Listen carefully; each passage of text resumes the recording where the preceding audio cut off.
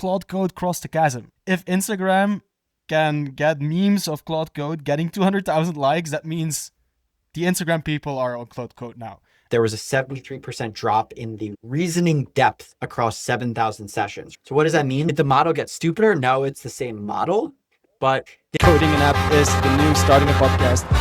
We are three dudes. We just started a podcast. It's incredibly reckless in this world to not learn AI. Everything is code. I recently realized everything is code.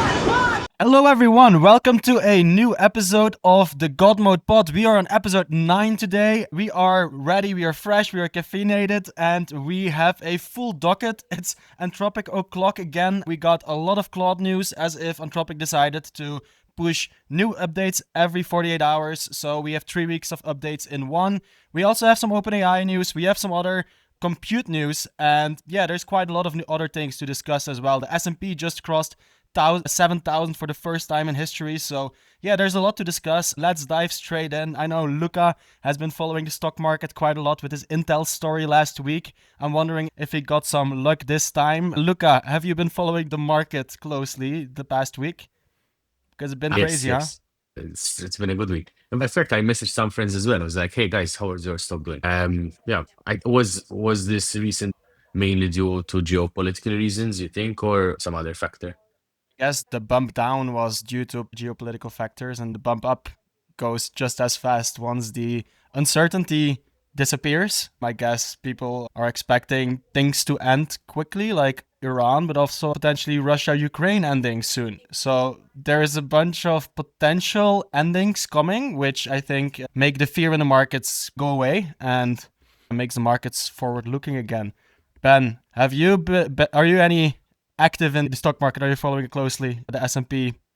I'm a pretty long-term investor. Growing up, my dad was actually a stock trader. So he was always talking about take this short-term profits. And I went the other direction. And honestly, like David Sachs, one of his quotes that he says, let your winners ride. And that's always been my philosophy when it's come to trading, is like, just pick your winners and just double down on them. So as far as like looking at the markets, like I've seen like a lot of the kind of FUD was erased in like the last few days, and it's bounced back, right? Like S&P 500 is now at an all-time high. I think I also saw, so last year and this year, the same company was the best performing stock in the S&P 500 was SanDisk, right? So we talk about like memory chips and how like this year it's all been about memory, and like it's getting crunched with everyone just trying to capture as much of the supply. But even last year that was the case too, which I thought was interesting. Other than that, I think just pick your winners. Like S&P 500, it's going to be amazing. But yeah, I don't see that kind of changing anytime soon. If we're looking at it here, like on the image on the screen, it's like basically the S&P has also carried AI stocks, right? If we look at it, NVIDIA is up close to 8%, Google 5%, Amazon 11%, Tesla 7%. It's all AI, Meta 10% up. Like it's all focused on AI and forward looking on what these companies are going to achieve or do in the AI space. That's missing here is Anthropic, the one that we discuss every day. They're not public yet, but there was some pre-market trading, and Anthropic reached, I think it was 800 billion valuation on Jupiter, which is a crypto exchange where you can trade pre-market shares. What's that website called? I never heard of it. Sounds interesting. So Jupiter, like dot something. What? So yeah, it's on Jupiter. Jupiter is a crypto DEX, decentralized exchange on Solana, where you can trade pre-market where they basically tokenize equities as well. So you can trade on the blockchain. You can buy stocks there. But since recently, they also have pre-market shares. It's not super liquid, but if you think about it, like if you look at here on the screen, only in October 2025, the value of a share of Anthropic's pre-IPO stock on Jupiter was as low as $122. While now, 7 months later, these shares are up nearly 640% to $900. Billion dollars, right? Yeah, $120 billion to $900 billion, yes. Yeah. Crazy impressive growth, which also correlates to, what was the revenue last week, right? Where Anthropic came close to OpenAI's revenue.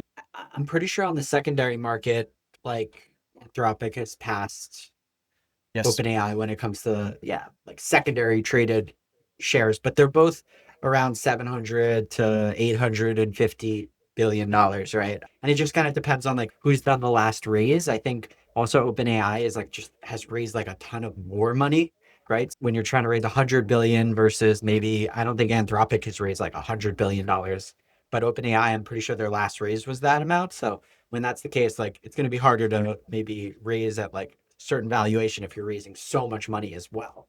I think be the case. You might get diluted. Yeah. And one fun fact that I saw there as well was that SBF from FTX stake in Anthropic would, like, I think he had 7.5% of the equity, would be worth more at this valuation than Coinbase is worth in the public markets, where I think Coinbase is about like 45 billion market cap and the 7% of SBF would be like 60 billion worth.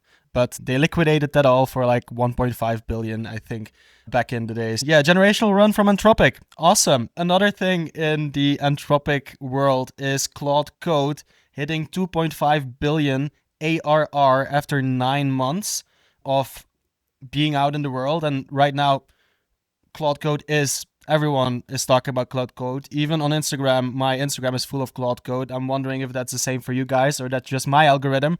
But 2.5 billion in annualized revenue in 9 months is the fastest B2B growth ever seen. And yeah, this is just a product that's only been released 9 months ago. And I think we were very early in using this, right, Ben? When we started using this in Bansko, like, which was about 9 months ago. Is like, where is this going to go? Boris Cherny, who created Claude Code, basically saying that by the end of the year, IDEs will be dead. Like, where is it going? Where is Claude Code going to go? Is this the consumer coding app that we've been waiting for? To give more perspective into that, like they mentioned Snowflake and also these other companies, like Figma took 13 years to reach $1 billion. Snowflake took 9 years to hit $1 billion in ARR. Figma took 13 years, right? So the fact that Anthropic and Claude Code they've done this in 9 months speaks to, I love that quote by Naval where he said software eats hardware, but then AI eats software, right? Boris is talking about how IDEs are dead, the way that all of this software around, let's just say software to support other softwares. I think this is like the best example where Claude Code is at the epicenter of this kind of AI eating software transformation that we're basically seeing. You could see that, but I would just believe that uh, these IDs like Lovable and Replete will continue to grow in line with the growth of things like Claude Code. I think they have primarily different kind of audiences and use cases, and even software as a service. Could say that a lot of tools, maybe anyone can build them today, but I still think that there's going to be more need for more software that today is being used by people, tomorrow will also be being used by agents. So I don't think like everything's going to be killed out. And we saw it with OpenAI as well, where when they were the lead, maybe Anthropic proves different, but when they were the lead and then trying to also build the software wrapper around their technology, they didn't delete the potential of any of other companies, SaaS companies who are building AI products, which are just wrappers around the infrastructure. And I'm wondering what's your point that you're trying to make here, because you're saying Lovable and Replit will continue existing and continue growing, but then there's also news that Anthropic, like there's speculations or a leak that Anthropic is building a similar product as Lovable.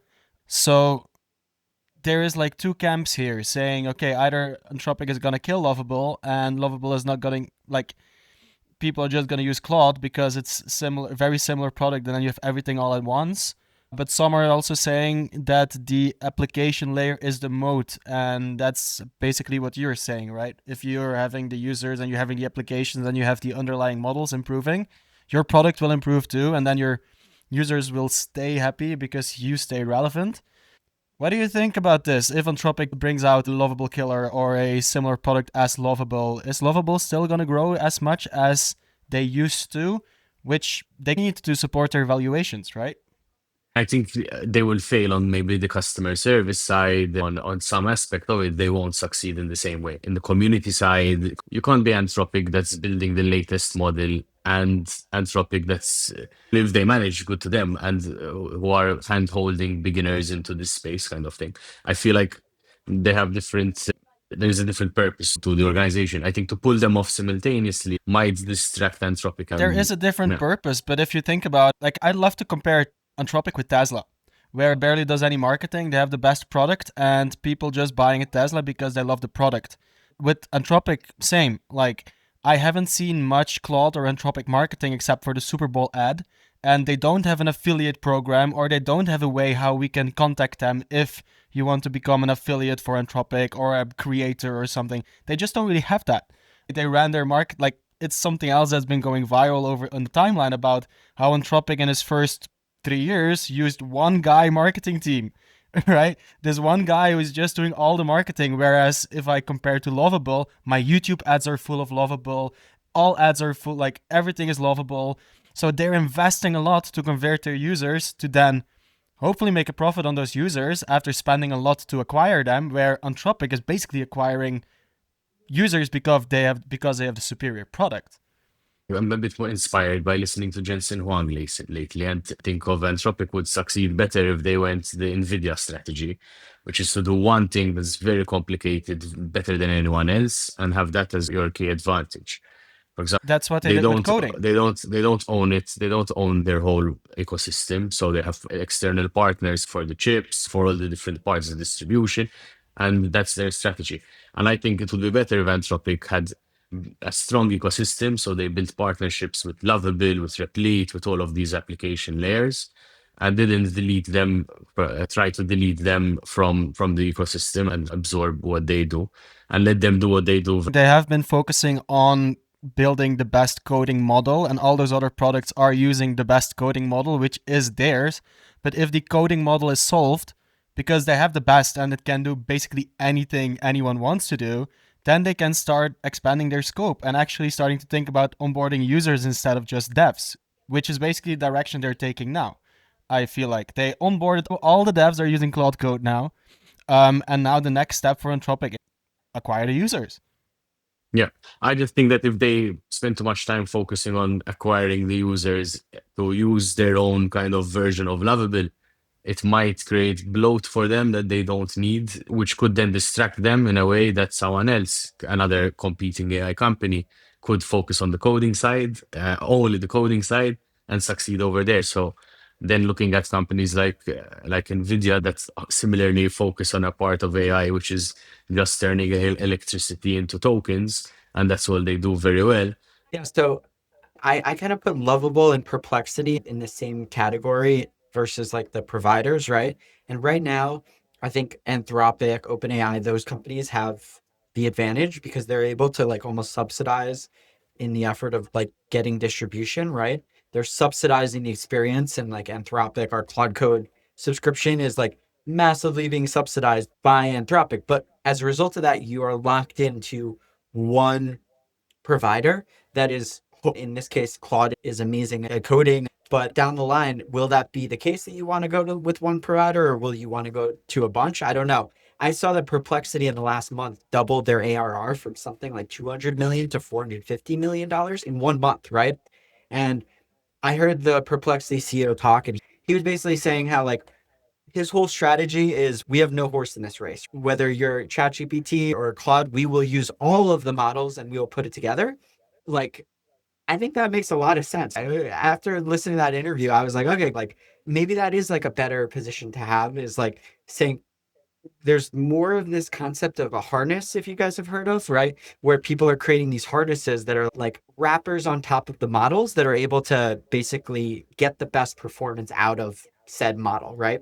And Perplexity has these harnesses that are able to make each model better, and they can tap into Claude for coding, but then they can tap into ChatGPT for certain things. They can tap into Grok for like real time like updates, right? And I think Lovable probably similarly. Granted, Lovable is a little tougher because it's like the use case is for coding, basic coding, but it is coding.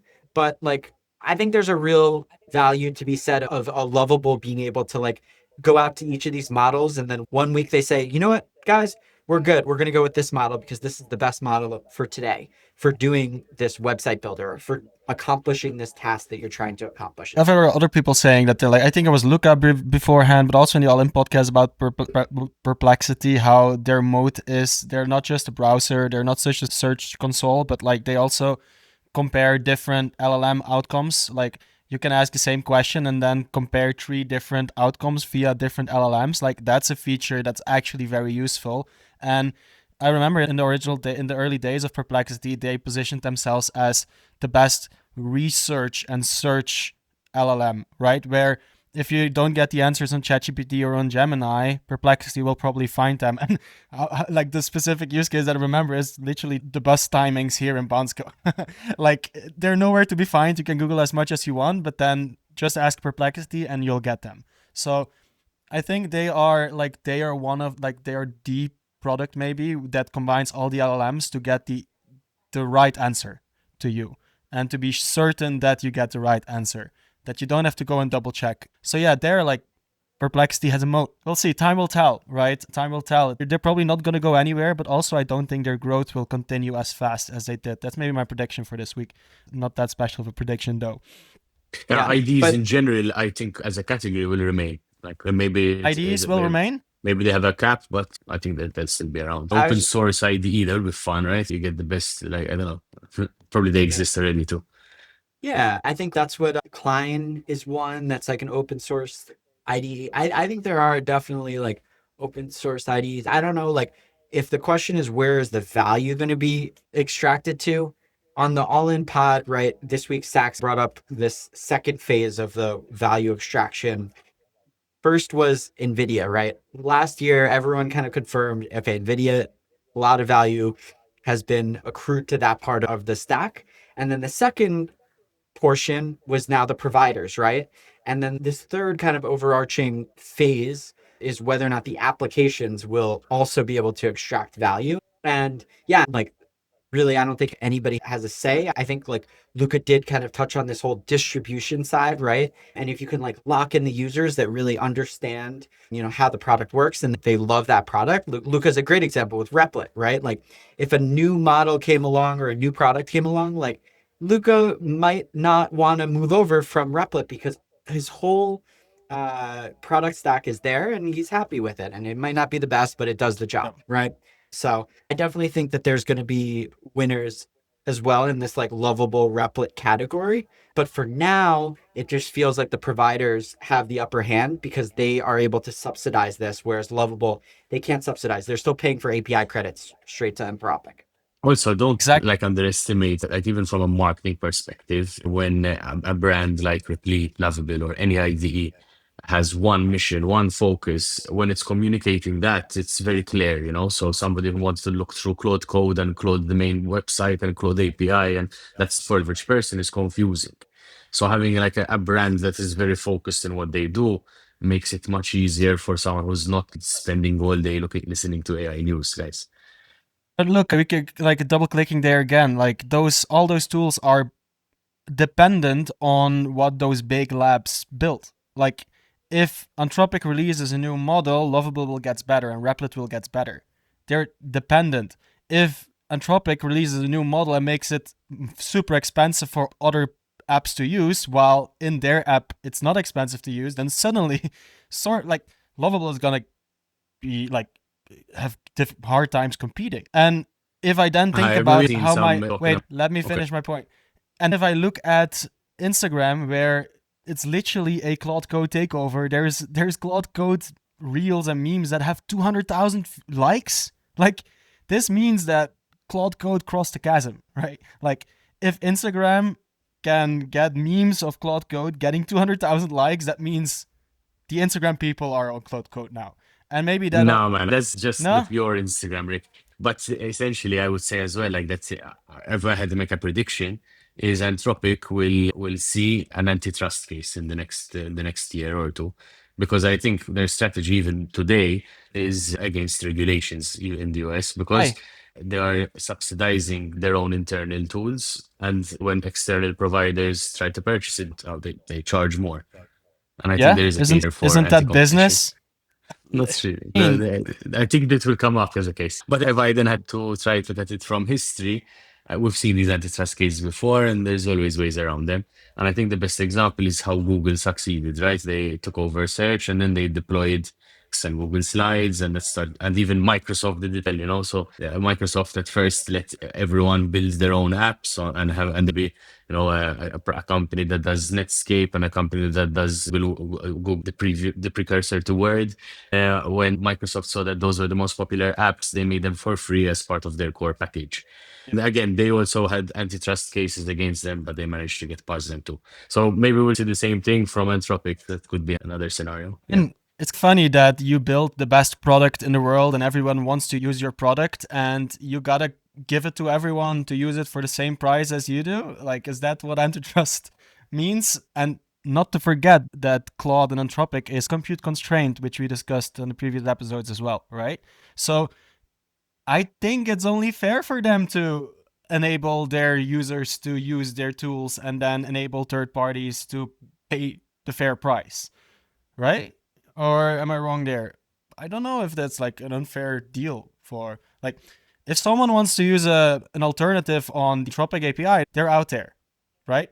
It's not that people don't have options. There is competition that can be used. People just want the best of the best, which is Anthropic, and I think it's fair that they can charge what they charge.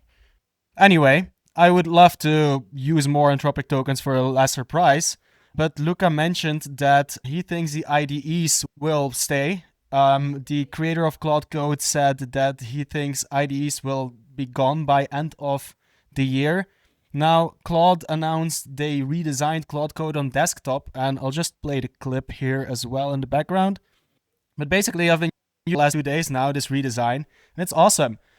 I think this is potentially the future of IDEs, where it's basically chat conversations as you see in the image, and then what it does great is it collects all the, like, it has the different tabs per folder that you're working in. So if you're working on project 1, project 2, project 3, you see all the threads on those folders or those projects. And as in the video, it's very user-friendly, a bit more user-friendly than, for example, IDE like Cursor or Anti-Gravity. It's also more normie-friendly. Have any of you been playing with this? Ben, have you been using the desktop IDE or are you still in Cursor? I'm still using Claude Code within Cursor because, yeah, for me, like, the power of Claude Code, a lot of it comes from the MCPs and being able to access all these other data points, right? Whether it's Supabase, whether it's Google Search Console, you name it, right? It's like everything is all stored through Claude Code, like on my computer. And so for one, it's like from a security standpoint, like it's not on the cloud. So these variables, like accessing all these data points, like I assume Claude Code, like So you're this is storing not Claude Code, is Right. local. So you select your folder that you're working in. For example, Vibe Code Fun. I'm working with Vibe Code Fun. It's not going to go outside of that folder. And it has access to all the MCPs that you've connected. And it also can access the terminal. So all from the one interface. So it can basically do all the things that you just mentioned. I was familiar with the old Claude Code that was cloud-based, but it seems like they're moving more towards the local version, Yes. which is interesting because like they're able to balance both sides, right? Where like the normies, they kind of want it to be on the cloud, but for me, I would want it to be locally. It would be safer, it would be more performant and all of that. And yeah, no, I'll definitely give it a shot. I've always wondered whether or not it was like, it would actually just work as well as like in an ID itself, looking at code bases on vibe coding it, right? So to me, it seems like Claude Code, this is the first version in the Claude app that's actually feature parity with what the Cursor app has. Yeah, like here's how mine looks, for example. It's very similar, right? Like you have all the project. I have my pinned threads, which are the pinned ones, the ones that I'm currently working on top. And then it's the different folders. So it's the Godmode pod folder, it's a Vibe Code Fun folder. My rig brain is my personal knowledge file, personal knowledge. And then these are my old ones. So this is basically how it looks. And it can do everything. You're working in a folder, you're working locally. You can also like merge with GitHub and all of that. It, like here, for example, it automatically creates feature branches, creates PRs. Yeah, I recommend using it. Probably not, like, I think if you're very used to using it in the OG IDEs, then this is a step down from functionality, but a step up in user experience.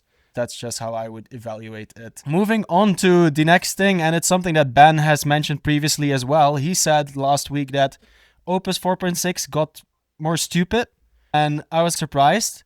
But then community reports on Twitter pointed out the same a few days after Ben said it. And Opus 4.6 was failing an easy question where Opus 4.5 was passing this consistently. And users have reported a big quality drop. Many switched back to 4.5 in Claude Code.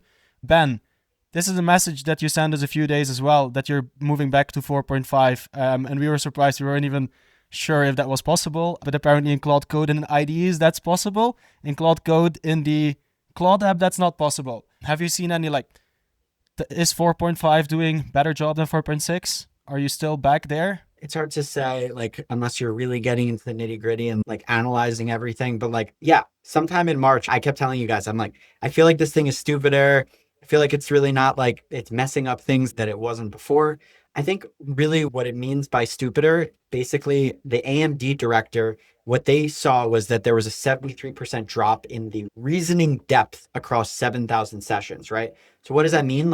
When you click the enter button on Claude, the thinking amount, the reasoning amount was 73% less when they looked at it in March versus when they ran that same test in January. So if you give someone a math exercise, right, and you ask them to think 73% less, then they're not going to be able to perform as well. And that's what happened. Did the model get stupider? No, it's the same model, but Anthropic is basically nerfing this model and making it be more efficient with how long it takes before it can give an answer back. And probably that's because of Mythos, because they're compute constrained, like we're saying and all.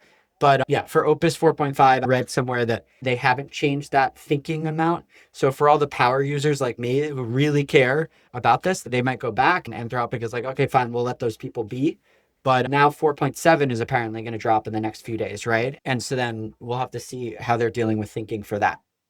It's interesting that it always comes back to compute constraints, but then at the same time, they're rolling out new features that consume way more compute. Like this UI upgrade for the Claude Code in the desktop app, for example, now allows users to run multiple agents at the same time.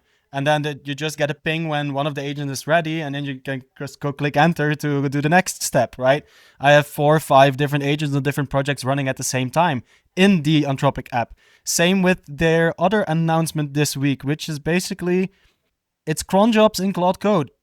They call it routines in Claude Code. Configure a routine once, a prompt, a repo, and your connectors, and it can run on a schedule from an API call and in response to an event.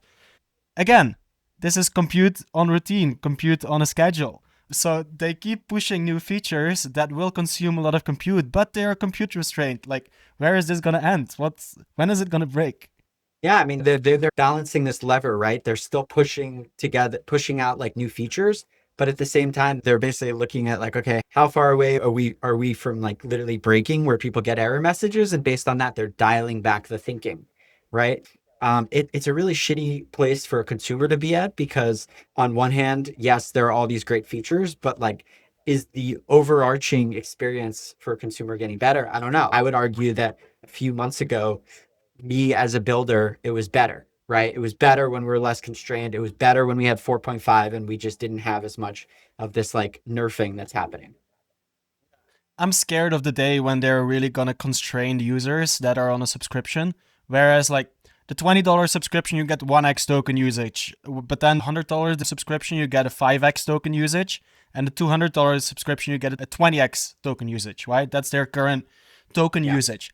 But they can always lower the token usage consumption for tier 1, which is the lowest subscription, and then all the rest will follow too, because then the 5x is suddenly way less than it's used to be.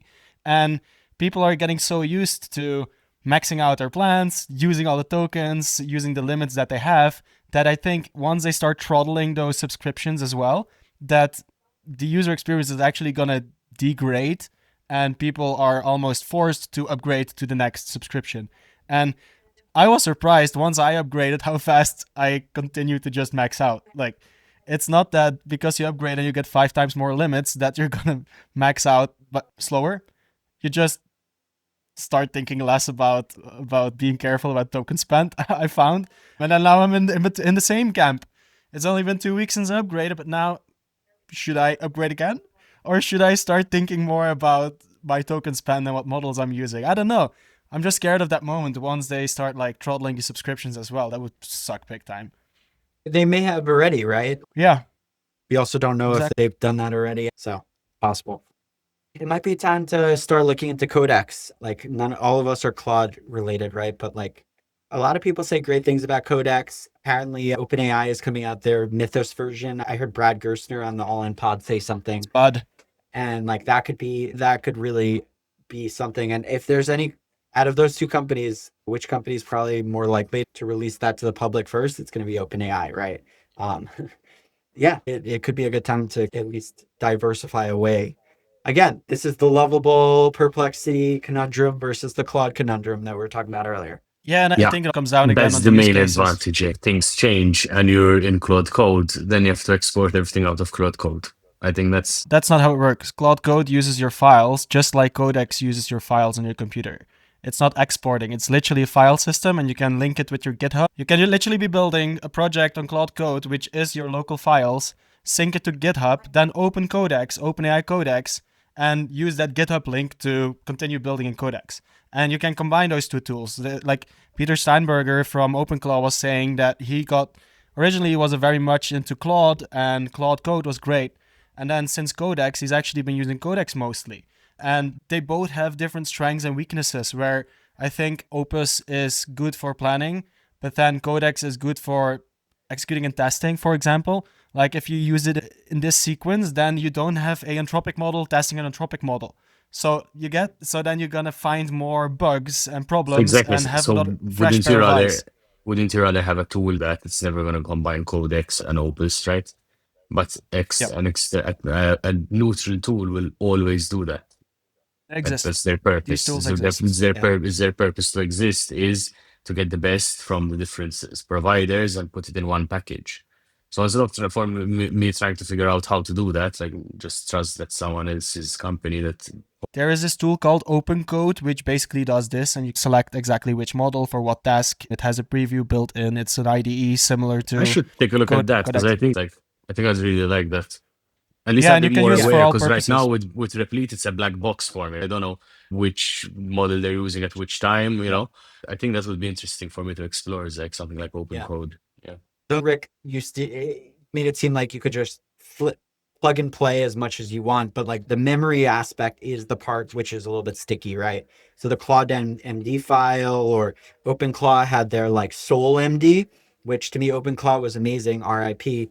But like the fact that you could have these markdown files that were a little bit more transferable to every single model, like that was amazing. Whether or not Codex, I don't know if there's a way to like be able to, for Codex to be able to just take the Claude MD file and then move it into whatever the OpenAI versions of a Claude MD file is. Yeah. But do you really think We could even look at how much usage? I'll try to pull that up, but it's people are not talking about it as much, right? Like I think everyone was using Claude. Everyone was using their Claude subscription and nobody wanted to admit it. Maybe on this pod we did. But then I don't know, like pull up how much usage of the different people are not using OpenClaw the same way. my OpenClaw just keeps getting better and better. Honestly, like I'm not gonna let it go for sure. Like it's crazy good. Like, and as you're saying, like the memory part, it's just doing my job better and better. Like it's pretty good. And on the memory note, right? Like even there, I keep track of updates and changes and progress and memory with MD files in my docs within a project. Even the memory can be moved. And then you just say, if I finish a session in Claude Code and I say just summarize and say what we just did in the docs in our project management folder or whatever, and I start in Codex and I say, read this file, this is the status, and let's execute what's next. That's basically the memory solved. Yeah, no, it's true. You're doing a lot of work, it sounds like, to make that transferable. Whereas I'm like, okay, yeah, it's one sentence, but you did a prompt that moved it over, right? Yeah. I turned that prompt into a skill, and now I just say, I summarize and push, and then it gives me all of this, basically. What date? I want to look up what date the OAuth subscription, when did that happen? So April 6th. So look, if we look here, April 6th was this date, right? And interestingly, even I think Boris Cherny and like the Claude people started alluding to the fact, but OpenClaw usage has gone down pretty significantly, like 50 to 60%, right? From the high here where we were consuming like 900 billion tokens to now, like, let's look at yesterday, 377, right? 377 divided by 900, we're down 60% in terms of OpenClaw usage on a token basis on OpenRouter, right? And this actually, I don't even think this takes into consideration the Claude usage that was being done through the OAuth. That, like for me, for instance, I was using my OAuth subscription to power OpenClaw. Really validates that like people are using OpenClaw less. Whether or not this is because Anthropic has come out with their Claude Code and all of their feature parity products internally within there, or if there's something else. But yeah, people are definitely like the OpenClaw wave is at least seems to be taking a dip now. As we've been saying here as well, it was a very interesting framework to use, but it's not something that really has a moat. Anyone could learn from that framework and then copy paste it or build it for a more user friendly way or implement it into their tools like Claude has been doing now or Anthropic has been doing now, getting all the functionalities that an OpenClaw has and get it into their platform. I'm assuming OpenAI is probably doing the same, and I've seen many other projects or apps, application layer like we talked about, right, offering this to people, basically offering agents, offering. I think what we learned from OpenClaw is this folder structure with MD files, and that's all an agent needs to be able to operate. And that's the framework that we take from OpenClaw and that we can now implement into businesses, into knowledge bases, into our personal stuff, but also in other stuff. I think we got to say thank you OpenClaw for that. And now let's start using tools that are not going to take over a computer or where you don't have to be a developer and know how to handle a terminal to be able to use this stuff. But yeah, thanks OpenClaw, RIP OpenClaw. Talking about OpenClaw, back to OpenAI, where the OpenAI chief revenue officer leaked a memo to employees. Not sure if it's really a leak or if it's a marketing stunt, but there was quite some interesting quotes in there. I'll read a few. Claude has become a religion. That's the level of that mania. Anthropic's strategy is fear, restriction, and the idea that a small group of elites should control AI. They made a strategic misstep to not acquire enough compute. Check. We've been saying this. The market is ours to win, but Microsoft limited our ability to meet enterprises where they are. AWS bedrock. OpenAI enterprise code red alert. But yeah, basically this leaked memo, which a lot of people were talking about, is OpenAI sharing with the world what they're working on, what's their focus, and maybe also a bit like pushing back on Claude and Anthropic taking over. A few interesting things that I found here was especially the enterprise mention, where OpenAI and ChatGPT always seemed to be the one going after consumer and basically having the word, using ChatGPT. Have you asked ChatGPT? Like, they became the word for using AI and talking to a chatbot by the consumers. And now this memo seems like they might focus more on enterprise. Also, does this mean Sam Altman made the right bets with those projects and investments that they made about compute? I remember Project Stargate. What was it? 500 billion or more into compute investments. And is this OpenAI realizing, okay, compute is actually the big bottleneck, and this might be the way that we get back to our pole position? Look, I see you smile. You got any thoughts here? Yeah, it validates what I'm thinking, that Anthropic can't meet the demand for their product. It's interesting that they've been able to make it into a bit of a market strategy. It seems like OpenAI is calling it out. And it makes me think about some of the posts I've been seeing of certain AI researchers or influencers that have access to Mythos and are using Mythos before the general public. So it gives you this idea that, yeah, I guess maybe a couple thousand people in the world that have Mythos 6 months before all of us, right? So that gives us this idea of elite people in this world who have access to technology that's super powerful that everyone else does not. Gives them an unfair advantage. So yeah, I guess Is it unfair if they OpenAI pay is for calling it? it out. Is it unfair? No, but it's unfair because I can pay for it, but I can't pay for it. So yeah. Yeah, like what's the current prices? Is it like for token outputs? Ben, do you know? Like what is the price for Sonnet versus Opus versus, and then we can speculate about Mythos. Maybe let's pull it up. Opus Token is prices. 3 times as much as Sonnet, but how much is Mythos is that I don't know. So here we at Claude Opus 4.6, $5 per million. Oh no, input What do we need to Oh, look so at? it's like 60% more. Yeah, so Opus at output $25 per million tokens. Then we have Sonnet 15. That's not much less. And then Haiku Nice. 5. 5. But then, like, for example, if a Mythos is 5 to 10 times more expensive than an Opus, is it really going to be worth it to be using this Mythos if you don't really have a use case to justify that ROI? Yes, if you can hack Bitcoin and get Satoshi's coins, definitely worth it. But I don't know. Let's say you're a financial trader and having the Mythos makes you 100 times more accurate in your trades. That's a massive advantage. But yeah, definitely. I feel like this Mythos thing, like maybe this is also the positioning of Anthropic, is very much based on fear. And it's now like making us think about all the bad use cases. Like a Bitcoin is going to get hacked. The financial trader is going to be outperforming the market. Infrastructure all over the internet is going to break because Mythos is going to find bugs. Maybe we're just over analyzing this and overestimating what Mythos is actually capable of. Maybe Mythos is just a great marketing No, I stunt and think, great again, naming. I think this is Anthropic's whole marketing strategy is this effective altruism narrative where they throw this humanitarian aspects to what they do by saying we are going to only release Mythos when the world is ready. And that's marketing spin for we don't have enough compute to give it to you. And the naming, bruh.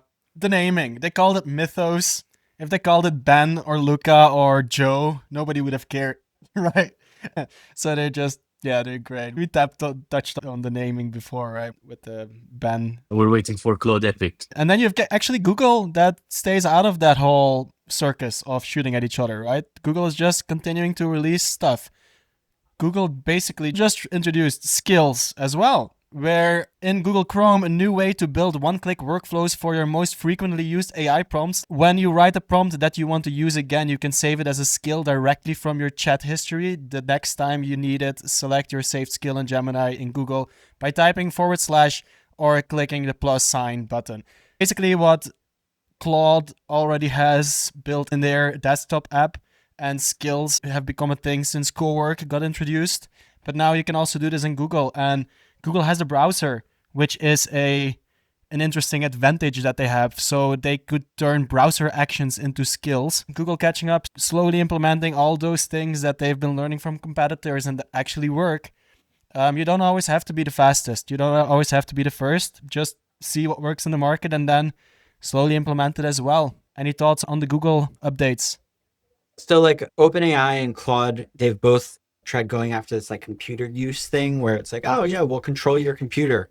And for whatever reason, Google has shied away from that, right? So this is like one of the more applicable ways of them going about it. But if you think about it, right, like they really do have an innovator's dilemma that Anthropic and OpenAI don't, where Google still wants you to go on the internet. They still want you to be browsing and looking for stuff and seeing ads and clicking on this button and then going back and then maybe checking out this link, right? They get paid by clicks. It's interesting because Google really does need to approach it a little bit from a different perspective where they're trying to protect their cash cow, their business that makes them $100 billion a year, while also trying to add value and keep up with these big guys who are like, no, we're going to come in, we're going to fuck up shit. The entire internet process just work in a completely new way, right? So skills is like that, but they still won't go like the full like computer use. Like we're going to automate the entire, like, I think Google's scared shitless when it comes to like what happens when 90% of traffic on the internet is happening through agents. I don't think they figured out a way to like be able to advertise to agents. Seen an agent play from Google as such. None with them have, I guess, that innovator's dilemma. Puts them in a position where I see like they're keeping up, but always behind what other people have done that's worked. So they see something that works and they implement it quite soon after. So that's interesting. It seems at least a bit faster than Apple, who are still waiting. Some prediction came up while you guys were saying this, but I'm not keeping up with the Google phones or the Google Pixels. But why, like with Gemma now being able to run locally, maybe Google should go back to building the AI first phone and just incorporating everything they've been building for AI onto that phone, and then that's a untapped AI market, I would think. Maybe that's a prediction to make. The Pixel 11, I see in the new Google Pixel 10 has been announced, I don't know when, 2025 somewhere. Maybe the Pixel 11 is AI first, Google's AI first phone. Prediction of Rick. That would be a killer move. Would be, right? I think it makes total sense. There's no option yet for a proper AI device, which is crazy. Yeah, still waiting for Apple. Yeah. The pin, people tried, but yeah. Is this the year when Sam It's just a Altman and software Johnny Ive update, so come it's out? like, come on, man, I can't believe it's so difficult to do that. Then, after Google, we stay in AI land, where just took the #1 spot in the world of medicine and healthcare on Text Arena. We talked before how good Grok and Elon and XAI is in benchmark maxing. They found another benchmark where they're best at, and it is in medicine and healthcare, which is Luca's favorite topic to talk about. Luca, have you followed this news? Do you know anything more of this? A lot of Grok's founding team has just been chopped. So that's something that's news. And I think the main reason behind it is that Grok is benchmaxing in a lot of places, but is actually behind a lot of in the reality of things. Something like quite a decision for Elon to do. It was axe that whole team. I know he's bringing in some of his SpaceX AI guys to work on Grok directly, since these companies are now merging, and in the coming years, and there's that SpaceX IPO coming up too. So yeah, I think that's something that Elon has done a lot in the past, is axe out a whole management team and restructure and make it work. Quite mad that big decisions are taken when the IPO is so close, but yeah.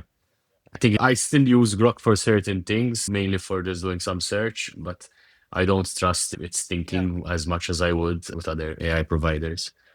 It comes down to different models or different providers for different use cases, right? Where I think I personally use Grok for research to have the latest up-to-date news. I think Twitter is the best source for that. And you just know that Grok has access to that. And then for other research, I might use Gemini. But then for other use cases, I'm using something else.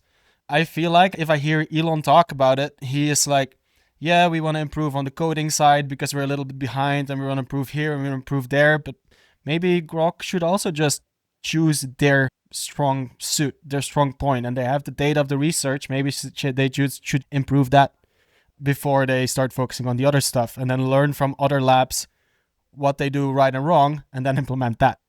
You don't have to be the first to figure things out. Just gotta do what you're doing best. Ben, what did you wanted to add on Grok? When it comes to medicine, you also need to ensure that it's not only very smart, but that it doesn't hallucinate.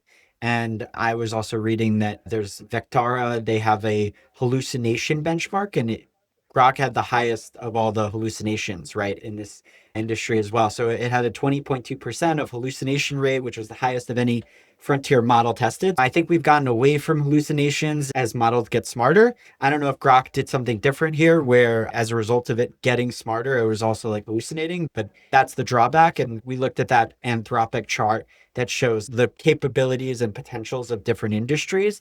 And healthcare is probably one of the least ripe, I guess, in the short term for disruption, just because the effects or the ramifications, if end up hallucinating, can be really bad. You could have malpractice. So a lot of companies probably wouldn't want to use something like that. To stay in the Tesla and XAI atmosphere, Tesla just taped out the AI5 chip, a huge milestone for FSD, Robotaxi, and Optimus. Ben, this is what you shared with us, right? What's it going to allow us to do? So basically, just to summarize, yesterday, Tesla, they announced the tape out of AI5. Tape out is basically when the final design gets locked. They're sent to the foundry so that they can actually start making the silicon. AI5 is basically the fifth version of Tesla's full self-driving, like the hardware in the cars. So basically now they have a single AI5 that's going to be about 5 times more powerful than what's currently in the Tesla cars, which are 2 AI4 chips, right? So again, 1 AI5 chip more powerful than 2 AI4 chips. It has also a big jump in memory, bandwidth, inference efficiency. But what does all of this actually mean, right? Basically, instead of the car holding only a second or two of video in its brain, like it does today, right? Imagine if that full self-driving car is analyzing the road. It only has memory up until the last 3 or 4 seconds. This will allow the AI5 to have way more memory before of what happened, and that will give it more context and be able to make it essentially a safer car. So Elon hasn't said like exactly how much safer the AI5 chip will be. He also did say that AI4, if you had the Model Y or Model 3 or Roads Model S and X, right, that the Cybertruck still can work with the AI4 chip, but the AI5 one is basically going to be capable of, they're saying, putting it into the Optimus and all of these other robots. That's going to make it more performant, more safer, right? And like, this is the chip that's going to essentially get us to autonomy. That's what Elon and the team are saying. The other thing that was interesting is like this concept of TOPS, right? Which is TOPS stand for trillions of operations per second, right? The AI5 chip has like 2,000 trillion operations every single second, which is just mind blowing to think about. And if we look like historically, right, basically like 2019 was when the first custom chip from Tesla was created. That was hardware 3. That one had 144 trillion operations per second. Now we fast forward, let's call it 6 years later, and we've gone from 144 to 2,500, right? So we've gone up 15 times in terms of how many calculations are being done in 6 years. So it's able to analyze the real world around it way more, and in way more detail. Because up until this point, the difference between, let's say, a self-driving car and any other AI computer that we look at is that it needs to be really efficient with the amount of compute that it has, because this is being done locally in the car in real time. It can't fault at all, right? If it faults and you're driving in the car and then your self-driving car like stops thinking, like that's disastrous. What they used to have to do is, Elon would say, they would do all these pixel down resolutions where you were making like a 1080p image and you would maybe down resoluting it to 480i. But instead now you can actually have like a higher resolution camera, and then the computer can patch all these things together to create a more resolute image of the world. Does that make sense? That was a long one. So it makes a lot of Does. sense. One thing I thought is, will insurance companies start charging less depending on what chip is in the car? Interesting to see. Oh, Yeah. interesting. I was also wondering, this memory that you mentioned, the first thing that came up is basically it's related to what the Google announcement with the Google skills in a browser, where these skills can track what you did and then you can save something you did into the memory and then you can redo it. Is it the same as like if I take my Tesla and I ride to the bakery twice, that it's got to remember the road and doesn't really need the navigation anymore, but remembers what I just did, so gives the memory to the car? Is that like a very... Elon and Tesla has been notorious in not trying to go that route, right? Whereas Waymo will create a LiDAR map of all of the roads, and they'll say, cool, this is what the road looks like. We know now what the road is like. But Elon says, no, that's not the right approach. Because what happens if tomorrow the governor of, you name your town, ends up changing the road and says, okay, guys, we're going to move this road to go this way instead, right? Now your Tesla doesn't understand. So more so the memory comes into play. Like imagine if you're driving down the road, but you only have the last 3 seconds of what happened prior.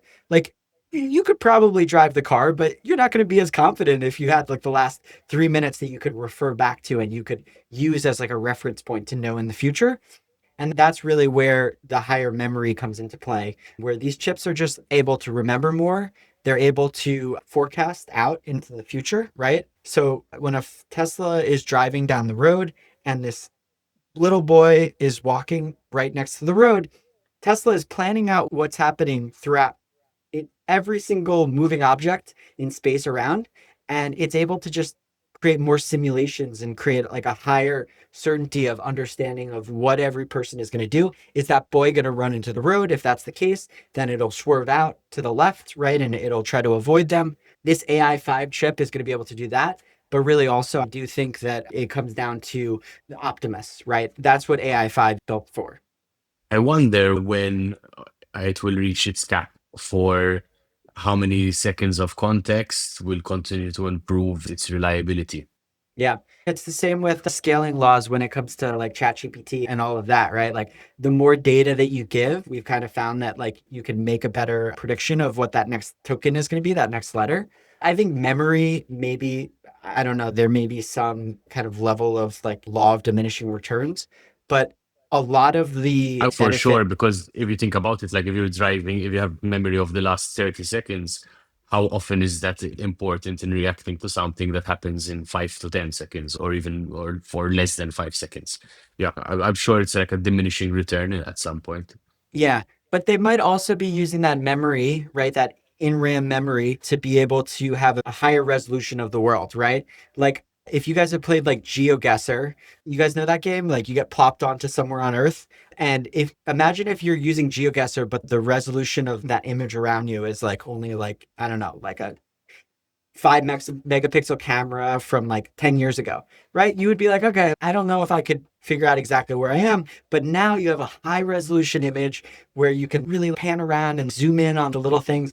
That's basically what AI5 is. It's finally this version that's giving you super high resolution understanding of what's going on around you.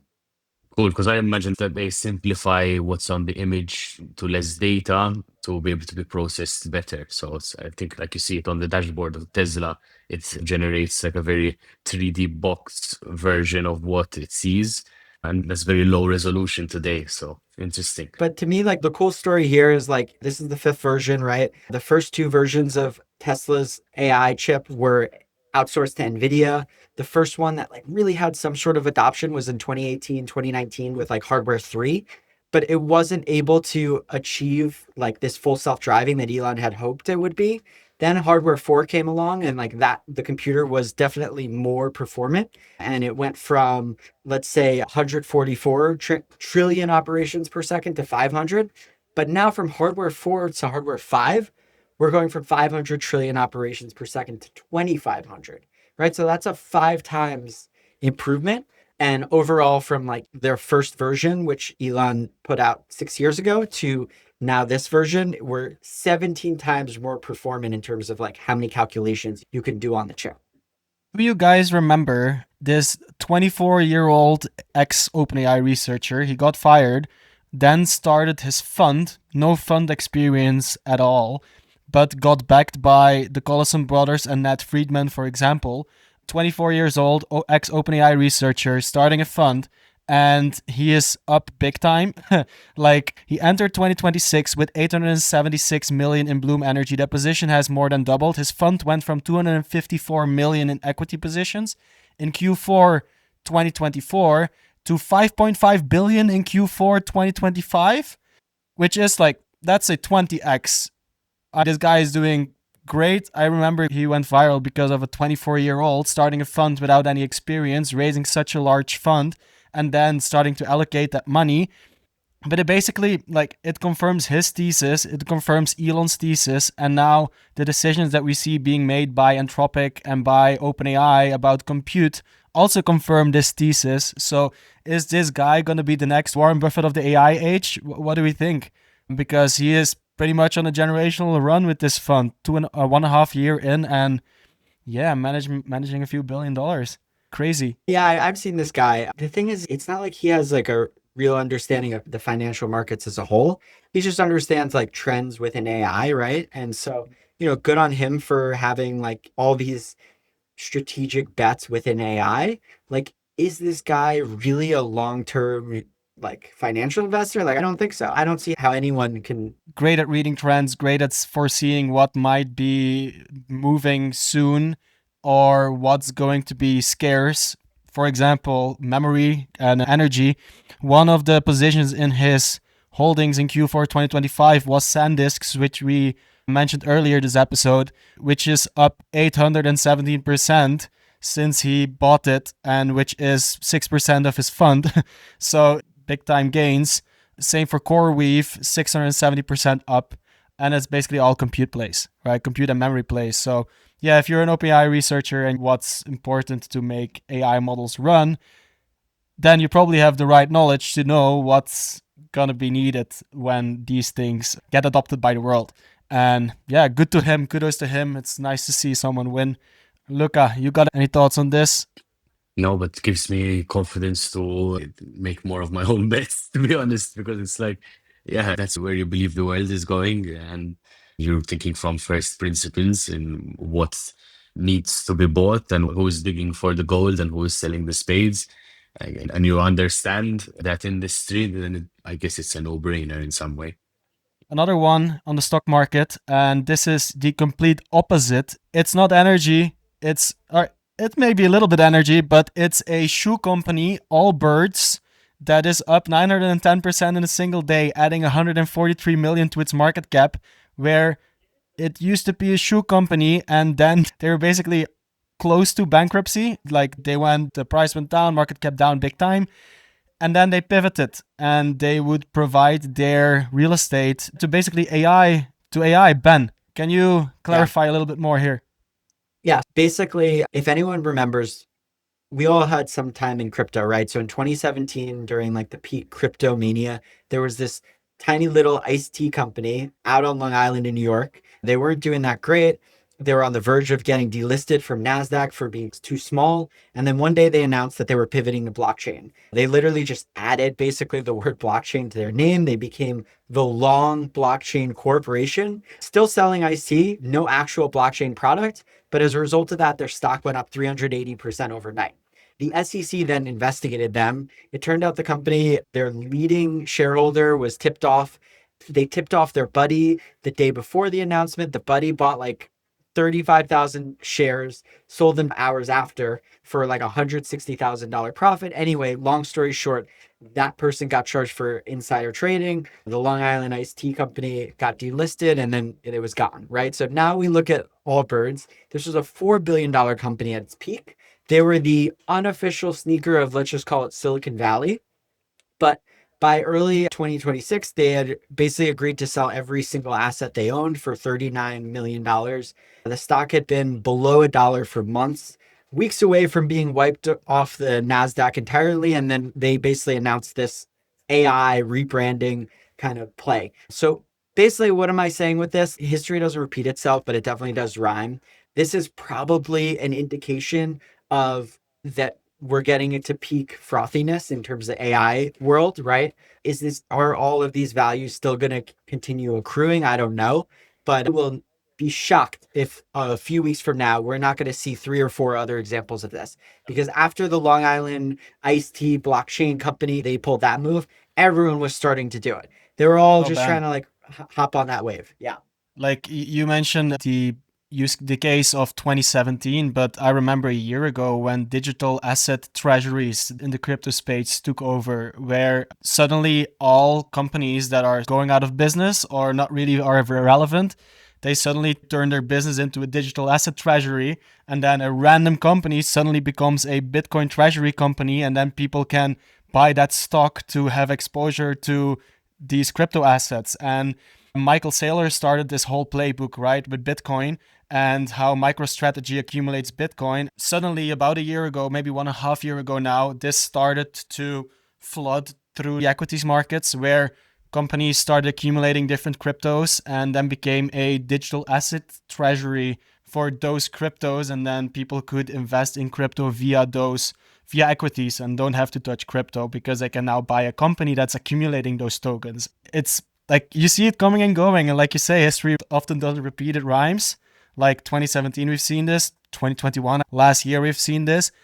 But now it's the first time that we see this outside of crypto, where it's actually an AI, where it's real, where it's like random companies turn into AI companies. And again, because of compute, because of GPUs. So they think their 33 million in value is worth more invested in compute than in anything else, which is an interesting move. And yeah, it wouldn't surprise me at all that we see 5 more of these happening over the next 2 months, for sure. I think this is the first of many, potentially, of like dying companies that will turn their balance sheet into GPUs. That makes total sense to me. Meme stocks. Exactly. Meme stocks. Maybe this is Shamat's next play. Someone found, and we already discussed OpenClaw in this episode quite well, but OpenClaw keeps bringing up new use cases, and people are finding creative ways to use OpenClaw and AI agents to build businesses, profitable businesses.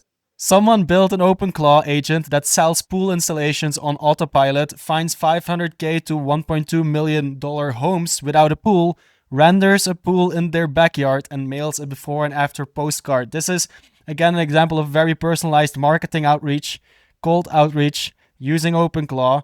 Open marketing, should we call it like that? AI marketing, vibe marketing, that was a term about a year ago. But it's a great use case, and I've seen many of those pop up actually, which is very. I love to see people being creative with the latest tools. Luca, what did you want to say on this one? Can Claude Codes do this? I don't know. I think maybe even though OpenClaw has gone down in usage, there's still some untapped potential there. I feel like seeing something like this, it tells me that, there's more stuff to do that people aren't thinking about yet. And I'm curious, because I haven't used Claude Code that much, but can you pull this off with Claude Code, or is this an OpenClaw thing? Yeah. Now, you could definitely look, anything you could do with OpenClaw, you could do with Claude Code, with the exception of OpenClaw letting you work from your phone, work from a virtual private server, right? So rather than like sitting at a desk, OpenClaw let you be able to do that side. What are the different components to this? There's the Nano Banana Pro image generation. There's the access to like Google Earth or Google Maps. There's this email aspect where you're able to like find the list, email list, and then email market them. And then you're able to like respond.